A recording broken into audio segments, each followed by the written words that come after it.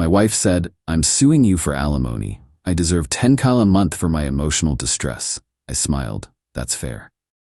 Then my lawyer showed the judge the 300 hours of hidden cam footage of her distress with her personal trainer. The judge laughed. I, 39 male, am what you'd call a steady guy. I have a good job in logistics, I pay my mortgage on time, I remember birthdays. My wife, Bianca, 36, used to say my steadiness was grounding. For the last year, grounding apparently became boring. It started about 8 months ago. Bianca got really into wellness. Not just, hey, let's eat a salad, but a full-blown $500 a month in supplements, crystal on the nightstand, my aura is murky lifestyle change. I supported it. If it made her happy, great. The centerpiece of this new life was Kieran, 28, her personal trainer. Kieran wasn't just a trainer. He was a holistic life guide. He had perfect teeth, tribal tattoos, and an endless supply of inspirational quotes. Suddenly, everything in our life was viewed through the lens of Kieran. Kieran says my macros are off, that's why I'm so irritable. Kieran thinks I'm holding on to stagnant energy.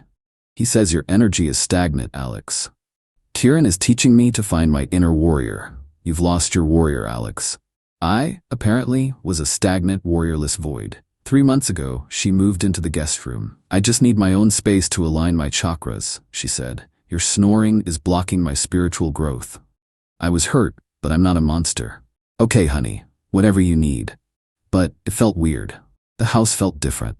Then, 2 months ago, I came home from work early. My boss let us out at 3 p.m. after we landed a big contract. I walked in the door. The house was quiet, but it smelled different. It smelled like sandalwood and pine, a very specific expensive cologne, the kind Kieran shilled on his Instagram. Bianca came downstairs, flustered, pulling her silk robe tight. Alex, you're home. I wasn't expecting you. Yeah, got off early? What's that smell?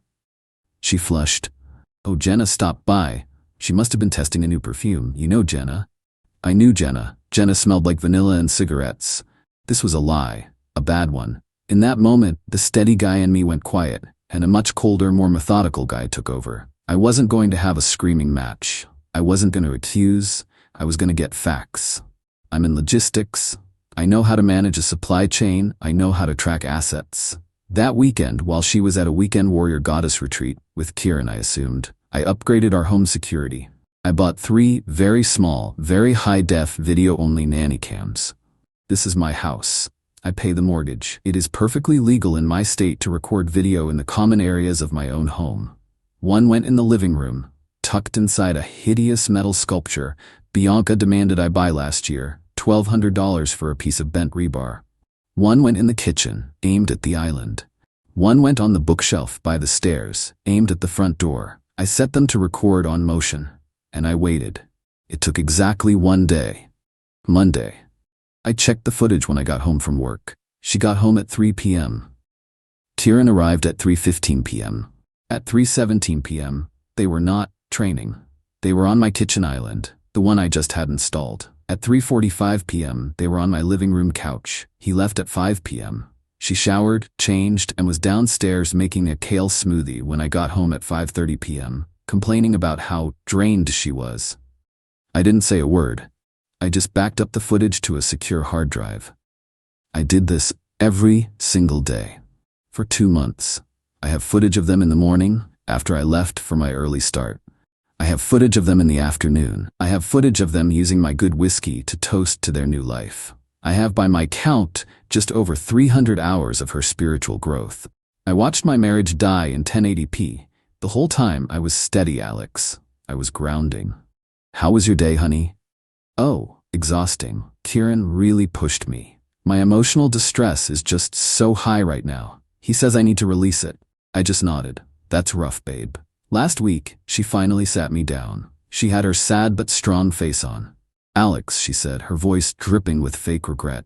I can't live like this anymore. I'm suffocating. I found my warrior and she needs to be free. What are you saying, Bianca? I'm saying I want a divorce. I'm moving in with Jenna. I nodded. I understand. She looked disappointed, like she wanted a fight. That's it? I understand? You've made your decision. I respect it. I'll start looking for a lawyer. Good, she snapped. I've already retained one. Of course she had. Yesterday I got the first letter from her attorney. It was ambitious. She was claiming the marriage ended due to my emotional neglect, financial control, and persistent psychological abuse. The words just jumped off the page. Me. Controlling? Me abusive? The letter stated that due to her profound emotional distress, she was unable to work and would be seeking significant spousal support to maintain the lifestyle to which she has become accustomed. I just started to laugh. I couldn't help it. I called my lawyer, a shark named Dave that a colleague recommended. Dave, I said, we've got a situation and I've got a hard drive. Update 1. It's been about 5 weeks since Bianca set herself free. The legal battle is in full swing, and the entitlement is breathtaking. First, let's talk about the cops. 3 weeks ago on a Saturday, I'm trying to just watch a baseball game, and there's a hammering on my door. I open it to 2 police officers. One older, tired-looking guy, Officer Miguel, and a rookie. Miguel, sir, are you Alex, my last name? Yes, officer. Is there a problem? We received a call from a Miss Bianca. She stated you have locked her out of her home and are illegally withholding her personal property. Bianca is standing on the sidewalk, dabbing her eyes. Jenna, her friend, is rubbing her back. The distressed victim performance. I just sighed. Me officers, this is my house. I am the sole owner on the mortgage. Bianca is my soon-to-be ex-wife. She moved out of her own free will 3 weeks ago. She is no longer a resident. She is no longer a resident. He's lying. He kicked me out. He's hiding my mother's jewelry. It's in that house. Looks at me. Sir, this is a domestic issue. If she's a resident, you can't just lock her out. Me. She is not a resident. She moved out. And as for her mother's jewelry, I stepped aside, pointed to my own Ring doorbell camera. That camera records everyone who comes and goes. Would you like to see the footage from 3 weeks ago? The footage of her and her friend Jenna making 6 trips to her car, carrying 3 suitcases, and, oh look, that specific blue jewelry box she's talking about? Officer Miguel's face went flat. He was so done. He walked over to Bianca. I couldn't hear it all, but I heard, ma'am, this is a civil matter, and do not call 911 for this again. She shrieked, but they left. Score 1 for my cameras. Next, the property fight. Bianca's lawyer sent a letter demanding she be allowed to retrieve her remaining property. I had my lawyer Dave coordinate. She was allowed 1 hour, with a neutral third party, a grim-looking paralegal, supervising. Bianca showed up, with Kieran, the sheer, unmitigated gall, bringing her a fair partner to my house to move her stuff. Kieran stood in the foyer, arms crossed, trying to look imposing in his $200 athleisure wear. Just get your stuff, Bianca, I said, not even looking at him. She went straight to the living room. She pointed at the hideous metal sculpture, the one with my camera in it. Bianca, I'm taking this. Me. What?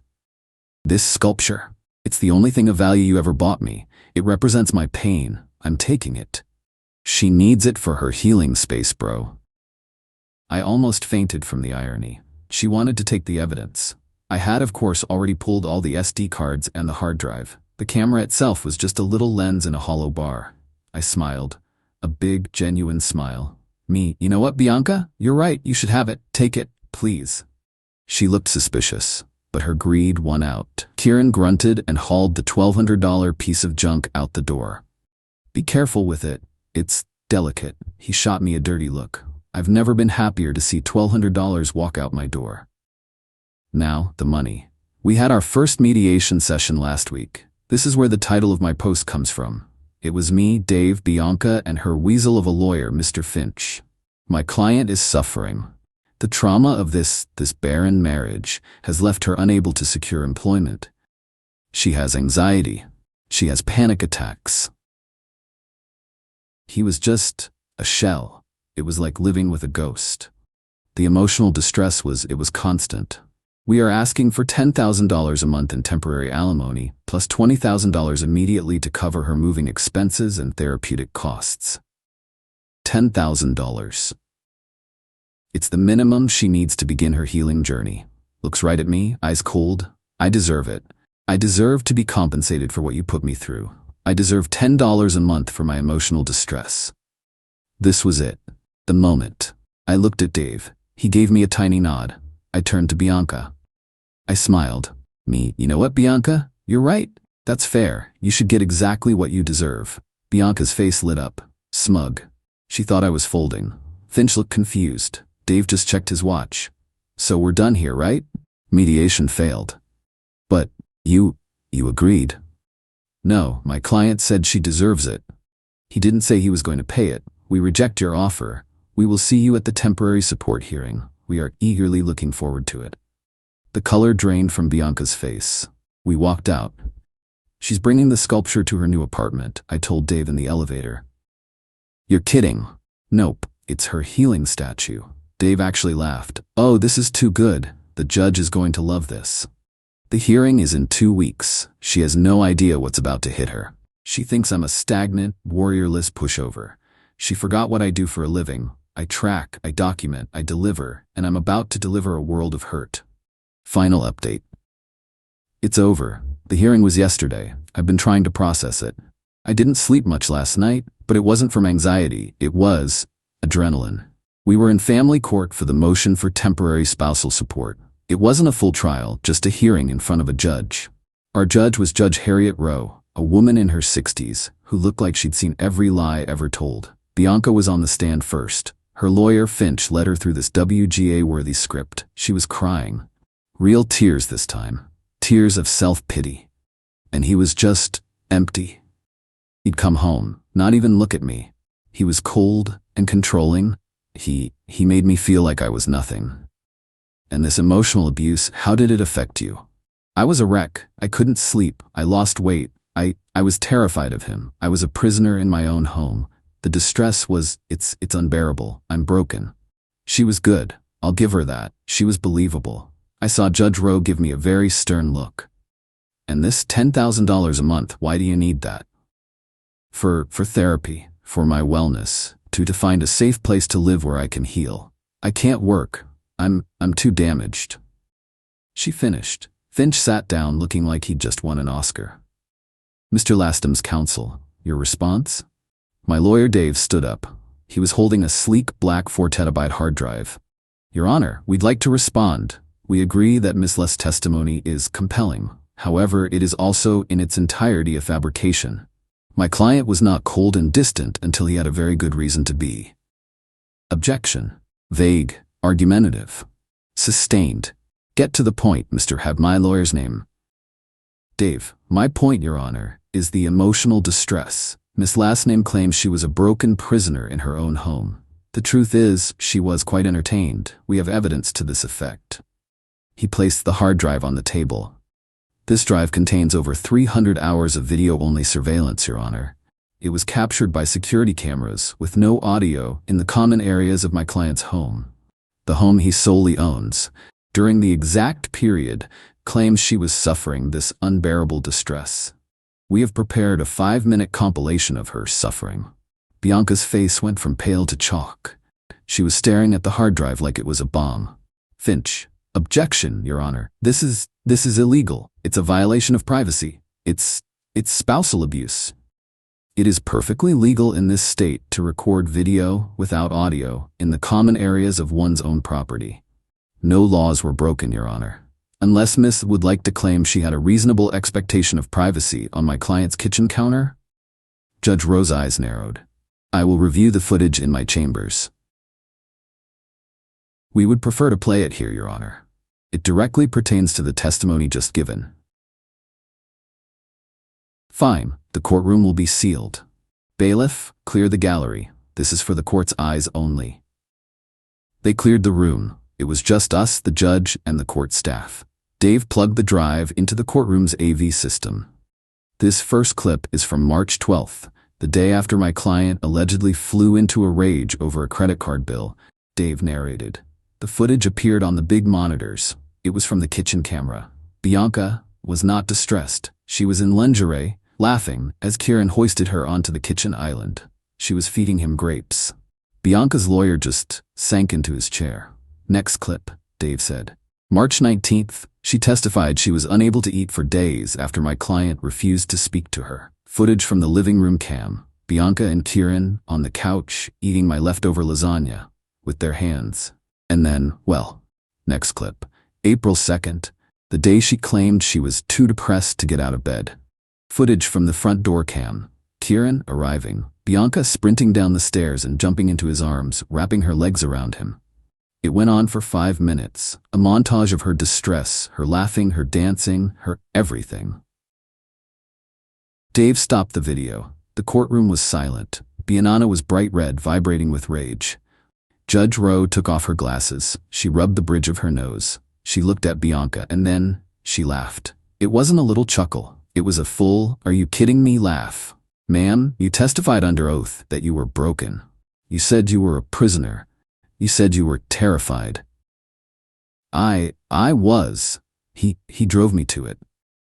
"Drove you to what? Perjury?" "Ma'am, this footage shows you having what appears to be a very good time. The only distress I see here is the distress you're in right now, having been caught in a blatant material lie to this court."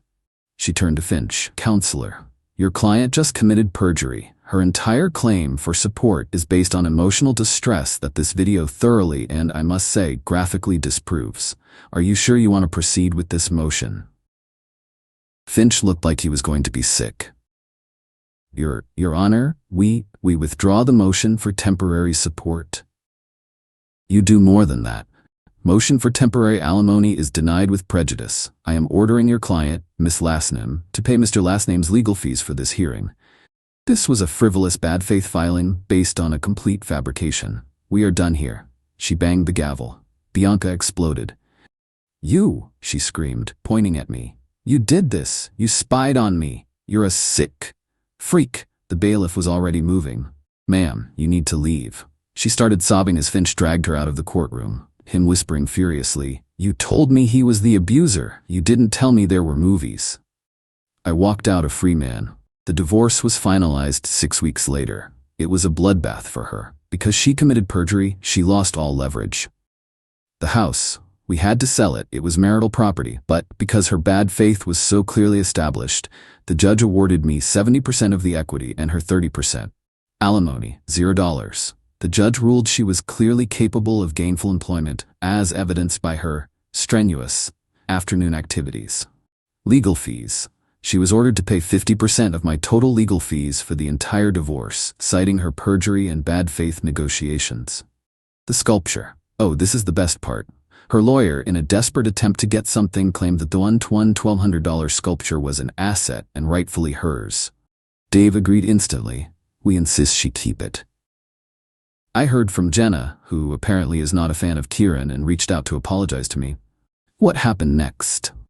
Bianca's share of the house equity was almost completely wiped out by what she owed me and her own lawyer. Kieran, seeing his warrior goddess was now broke, found his own stagnant energy and dumped her. She had to move back in with her parents, into her childhood bedroom. And yes, she took the sculpture with her. I hope she puts it right across from her bed, so every morning she wakes up and sees the $1,200 mistake that cost her $200,000. Me? I'm good. I bought a condo downtown. It's clean, it smells like nothing, it's peaceful. It cost me a marriage to see the truth. But watching that judge laugh, yeah, that was worth it.